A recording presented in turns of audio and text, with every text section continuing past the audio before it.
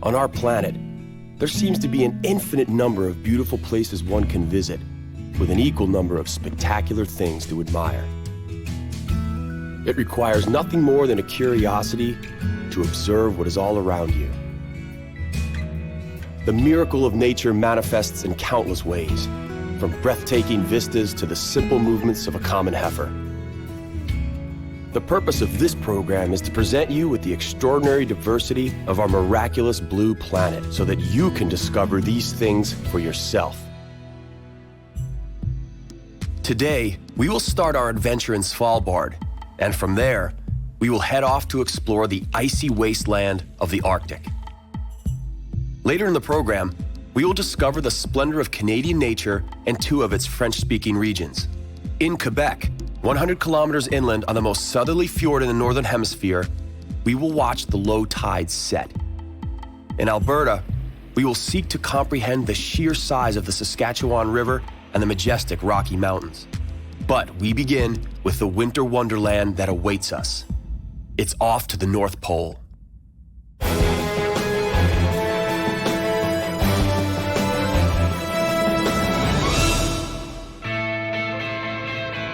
Welcome to a very icy expedition. We have in store for you a truly unspoiled part of our planet. Today's pilgrimage will take us all the way to the North Pole. Even the geographically challenged among us are most likely aware of the location of the North Pole. To put it simply, the North Pole is the spot where the Earth's axis cuts through the top of the planet's surface. Should we look upon it from a bird's perspective, there is no better place to view the Earth's rotation on its own axis. The Arctic, the kingdom of ice and silence. No other place in the world can offer both in greater abundance. The Arctic is not a continent. Simply put, it is a giant slab of ice in the middle of the Arctic Ocean. This massive iceberg is constantly moving.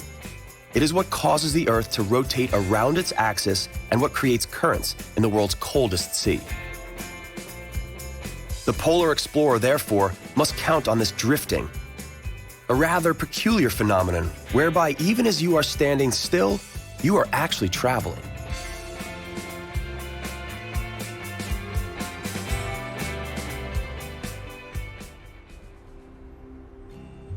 Most of the adventurers who decide to take on the North Pole do so by starting off from the Norwegian islands of Svalbard.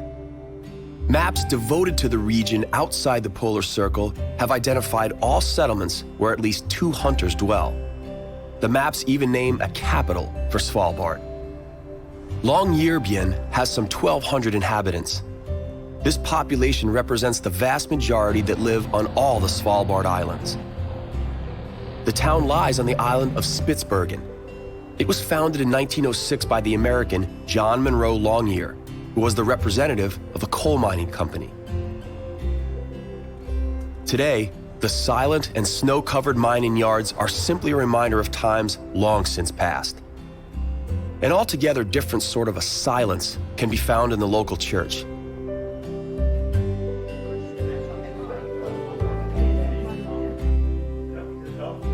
What you see here is the church located at the northernmost point on the planet. And therefore, that makes Father Canston the priest that serves his congregation at the northernmost point on the planet. You can attend his service before taking off for the North Pole, and that may just be a very good idea. Attending the sermon is a matter of choice. Using the Borneo station is not. Like it or not, you will have to stop over at the Borneo station in your pursuit of the furthermost place in this world. It's a bit frustrating because you won't ever find the Borneo station at the same spot. It keeps on moving its position as a result of the drifting we spoke of earlier. And, to make matters more confusing, the station ceases to exist altogether in the spring. This is because the ice is not thick enough for planes to land there, and the following year, it may be set up in yet an entirely different location that is deemed satisfactory. It is so cold here that you have to keep moving at all times. Should you stop, you may possibly freeze immediately. What you see here are people participating in an annual marathon. Rich and spoiled daredevils can partake in 5 9-kilometer circuits in unbelievably cold and slippery conditions. Only the good Lord knows what makes them do it. To participate in the most northern marathon in the world is not only utter madness, but it also happens to be a very costly hobby. For this marathon, you must pay the most expensive starting fee in the world.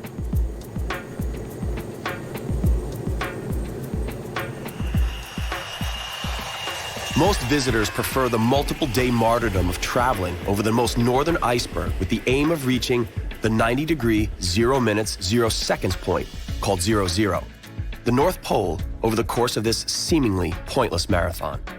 It is important to make use of the 6 weeks in March and April when it is possible to reach the North Pole. It's a time when the ice has not yet begun to melt and when the 24-hour polar day forestalls the unbearable frost of the polar night from invading. Do keep in mind that we are mere spectators of nature's grandiose show. During polar summer, the sun never sets beyond the horizon above the polar circle. The sun resembles a tennis ball flying over the net. It stops suddenly and starts coming back again, disoriented. A magical silence surrounds us in the morning. The shimmering ice and snow all around will leave indelible memories.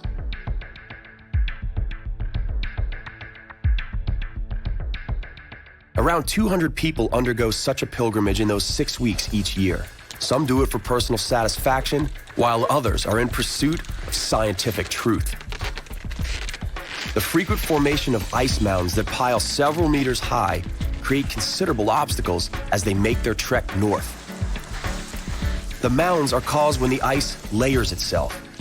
As an Arctic explorer heads toward the North Pole, he does not face a straight, flat, frozen surface such as you would on an ice rink. On the contrary, the explorer must overcome endless obstacles. The ice is either breaking apart to reveal the surface of the sea, or it is colliding with other ice to form mountains of ice. It seems almost unimaginable that anyone could stand on the North Pole, but the first to do it was Sir Wally Herbert on the 6th of April, 1969. That was only 3 months before Neil Armstrong and Edwin Buzz Aldrin first set foot on the moon. Those who wish to reach exactly 90 degrees 00 first have to steel themselves with endless patience. You must reconcile that if you fell asleep at the exact position of the North Pole, when you woke up in the morning, you could find yourself completely elsewhere. That can be quite unnerving. Follow this simple example. Now you are headed north.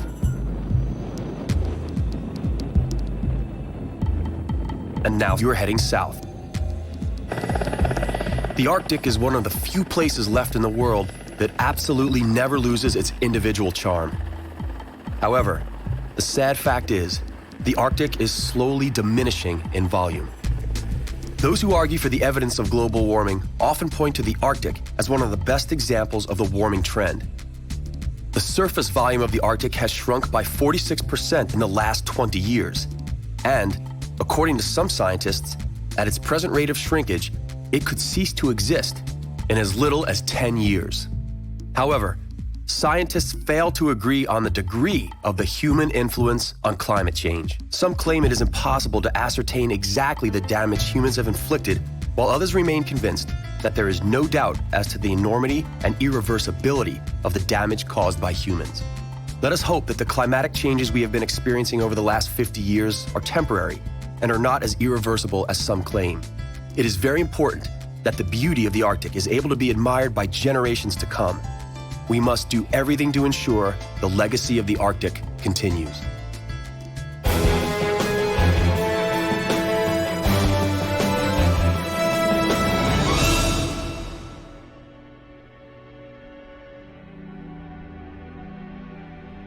Welcome to the Badlands of Alberta, Canada. The English term Badlands is a direct translation of the Lakota Indian word Makoshicha. It marks out a territory subject to great erosion. The resulting terrain proved difficult to traverse for Indians and settlers alike. It was precisely here that the history of the Canadian province of Alberta began to unfold some 4 million years ago. It was during that time that the bottom of the sea began to rise as a result of pressure from inside the Earth. The result of that tectonic energy was the formation of the continent.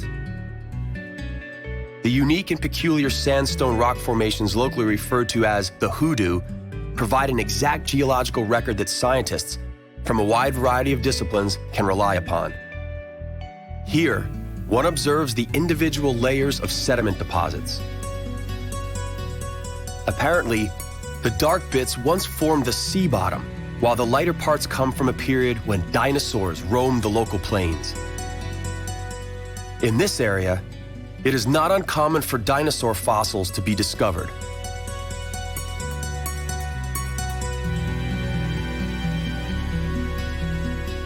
It does, however, require patience and knowing where to look.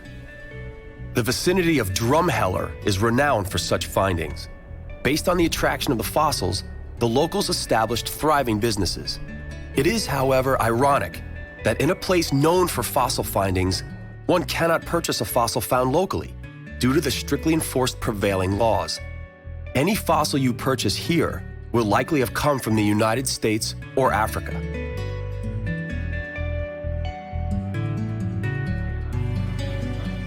Fossils are not the only thing of interest found below the surface of this landscape.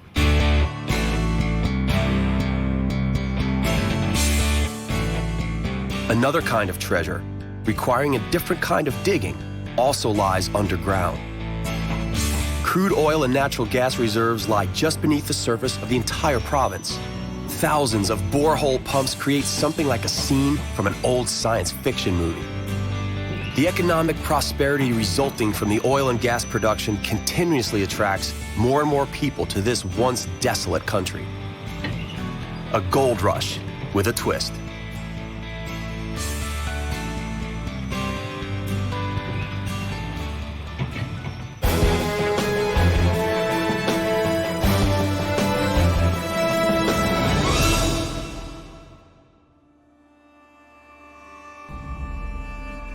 The Saskatchewan is one of the mightiest rivers in Canada. It spans never-ending prairies located over 3 Canadian provinces. But right here, we are positioned at its strongest point. The river has 2 shoulders, called the North and South Saskatchewan. Its source originates to the west, in the province of Alberta in the Rocky Mountains. Both shoulders join in the neighboring province of the same name, and 2,500 kilometers further east, they flow into the Hudson Bay. Why is Alberta also known as the land of wild roses? Maybe it has something to do with this Rocky Mountain valley filled with roses, whose stems seem to explode with every hue of green color and is overshadowed by 4,000-meter-high mountain peaks. It is truly poetry to the eye.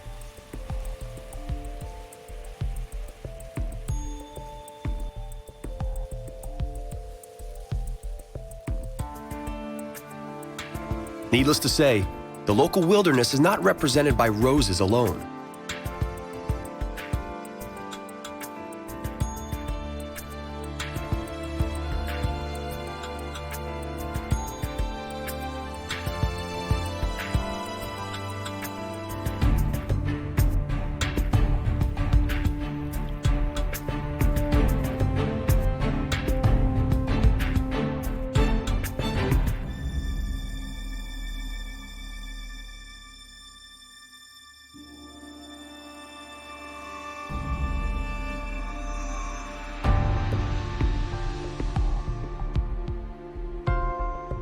Mountain streams relentlessly cut into the rocky base, creating incredible formations, some of which run to depths in the tens of meters. A more dramatic landscape would be hard to imagine. It's almost as if it emerged from the workshop of a great architect. Everything here has its place and purpose. A valley yields to a snow-capped peak. A canyon vents into a waterfall.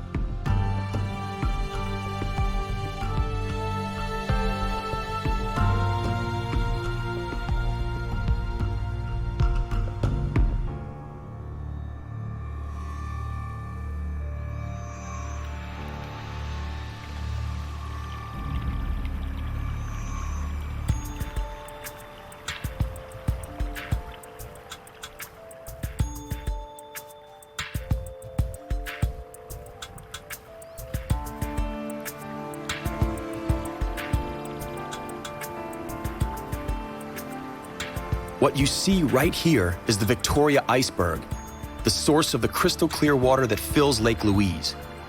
The iceberg was named after Queen Victoria of Great Britain. Lake Louise, on the other hand, was named after Princess Louise Caroline Alberta, who was the fourth daughter of Queen Victoria.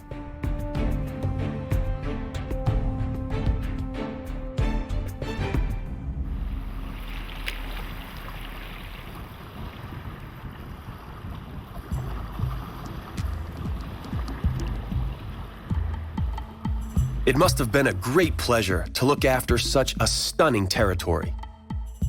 The beauty of the local surroundings inspired the Canadians to establish their very first national park here in 1885. Early settlers, who came here seeking to make their fortune mining oil, were also enamored with the wild charm of the Banff National Park. It's hardly surprising. There are innumerable nooks all through these Rocky Mountains, where one can camp and reflect on the captivating and enchanting nature all around you. There's also the likelihood that you'll go days without seeing another human being.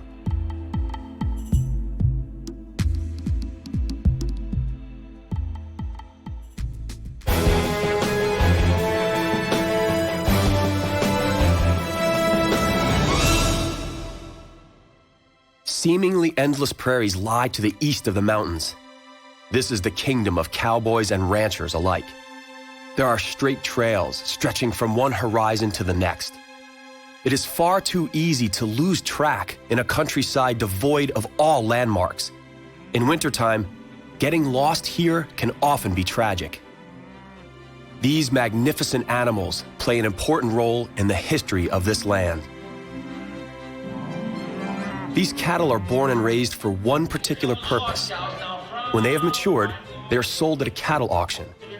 Millions of families throughout Northern America hungrily await the next shipment of the renowned beefsteaks that come from Alberta. There is no time wasted. These guys surely know their stuff. Knowing how to pay just the right price for these awesome animals is an art that takes considerable talent and a lifetime to learn. Life on a ranch may at first seem rather idyllic. No stressful deadlines, lots of fresh air. Something a lot of us dream of for our retirement. Needless to say, first appearances can be deceiving. Ranches here are gigantic, often as large as a few townships put together. Cattle remain outside all year round. The cows get stabled only in the case of a grave complication, or if they are with calf during a particularly cruel winter. Danny here is just heading out to check up on one of his herds. Danny's father was a cowboy, and Danny expects that his son will one day become the sixth generation of his clan to be in charge of this ranch. 6 years ago, they celebrated the 100th anniversary of the establishment of this ranch. Unfortunately, as they took over the land, they pushed the original inhabitants of the region, the North American Indians, onto designated reservations. The Alexis First Nations Reservation is now the home of the Nakota Sioux tribe. These people are the descendants of the oldest original inhabitants of the American continent. We are currently watching the preparations for their annual powwow festival. The tribe members and invited guests gather here from the whole of North America. They dwell in tents for the duration of the celebration. In the words of the chieftain, Cam Alexis, the people of his nation gather for the powwow here by the sacred lake so that they can honor the memory of their ancestors through meditation, music, and dance. Their folk costumes are surprisingly colorful, but each tribe has created its own national colors.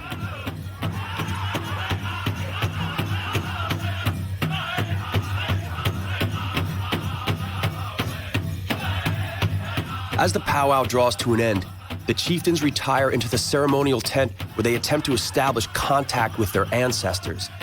This is something we sadly, yet understandably cannot witness. For now, we remain in Canada and head off to Quebec.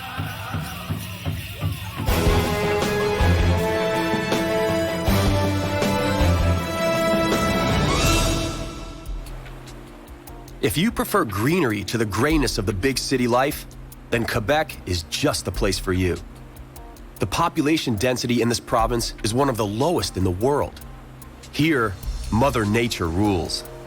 The thick, impermeable woods, the abundance of lakes, bogs, and the accompanying insect world are ever present. In fact, Here, the 21st century seems but a supposition. Villages and towns tend to be built on the riverbanks. This village has been built by the river Saguenay, which flows into the Lac Saint-Jean. The bubbling of omnipresent streams, with their irresistible crystal-clear waters, offer wonderful opportunities to enjoy relaxing holidays. Summer here does not bring much rainfall, yet somehow the rivers don't dry out. Is it magic? Not exactly, but it is rather magical at that. What you see here isn't a river, it's a fjord. Here you can witness the alternating high and low tide even though we are 100 kilometers inland.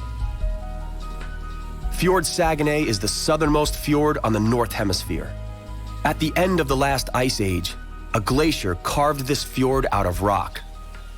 The Saguenay National Park spreads along its entire length, proof that the people of Quebec truly cherish their nature. Here, the protection of nature is a question of national pride. The first settlers arrived in Quebec literally empty-handed.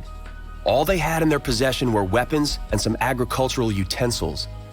Their survival required cunning and bravery to somehow tame the wilderness.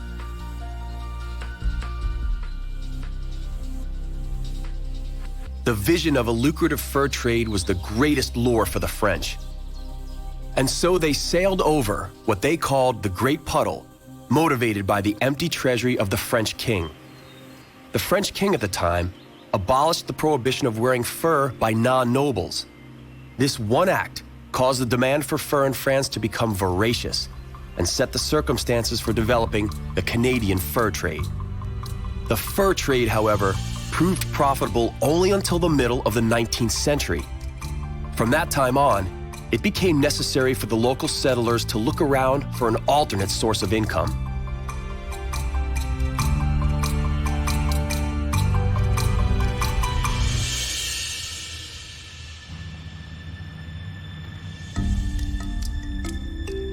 Three currents come together in the local waters.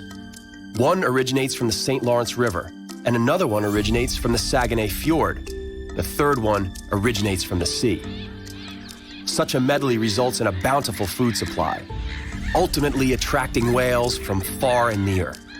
The Saguenay Marine Park Saint Laurent is the only project concerned with the protection of whales. The marine park offers some of the most comprehensive studies of whale species you would find anywhere in the world. Should you wish to see whales firsthand, though, you must abandon the safe haven of dry land and take off for the great wide open sea. It is possible to sight 5 different kinds of whales here. But there is only one species of whale that remains here throughout the year, the beluga. Unfortunately, the whales are so scarce that each one is known to the researchers by its name. They are distinguished by their characteristic dorsal fins. These beautiful cetaceans are one of the most endangered species in the world. We all have a responsibility to see that they are not hunted to extinction.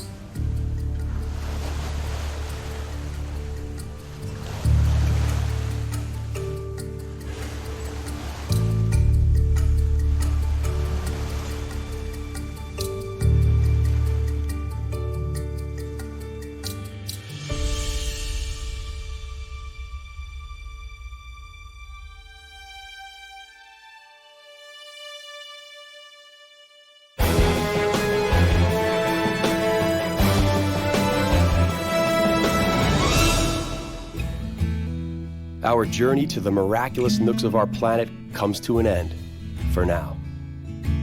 On the next exploration of our compelling and bountiful planet Earth, we will visit 3 unique islands, Madeira, Taiwan, and Bali. Even though these islands are thousands of kilometers apart, they have one thing in common. All 3 islands were created by ancient volcanic action that shaped their landscapes into truly wild and unbelievable beauty. You can't help but be impressed by the steep cliffs, high mountains, and unique climate.